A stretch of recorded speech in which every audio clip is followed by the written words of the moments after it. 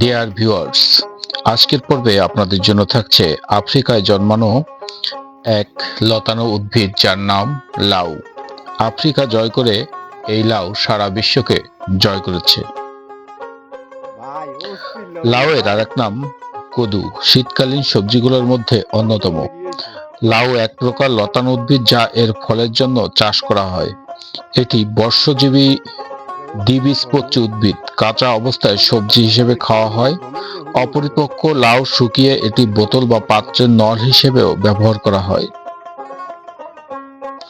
লাউ পৃথিবীর অন্যতম পুরাতন চাষ হওয়া সবজি। এর জন্ম আফ্রিকায়। লাউ চাষে কয়েকটি পদ্ধতি অনুসরণ করতে হয়।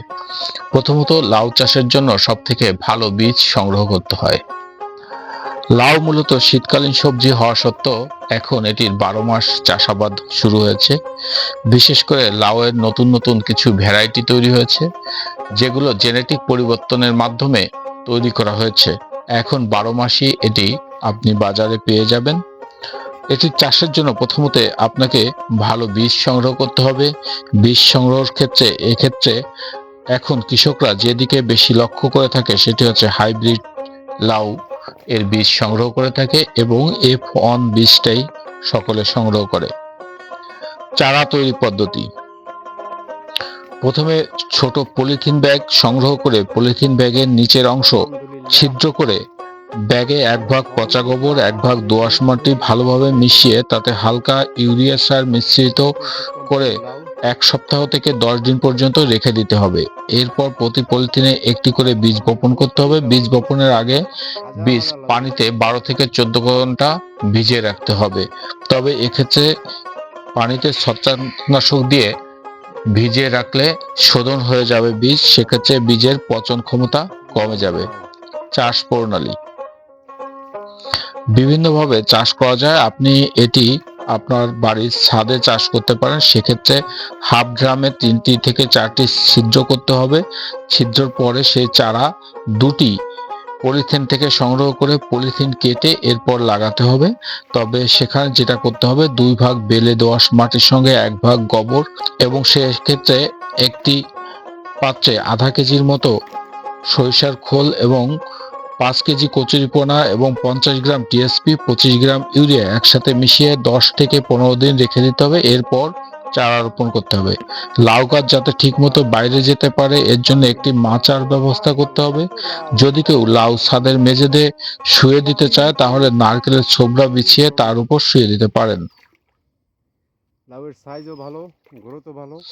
মূলত লাউ পানিপ্রিয় ফল, যার কারণে আপনার বাসাবাড়িতে মাছ মাংস ধোয়া পানি এবং অবশিষ্ট যে সমস্ত পানি এবং পচনশীল দ্রব্য থাকে সেগুলো মাঝে মধ্যে লাউ গাছের গোড়ায় দিতে পারেন। এছাড়াও প্রতিদিন সকাল বিকালে পানি দিতে হয়, কারণ ছাদে পানি একটু বেশি প্রয়োজন হয়।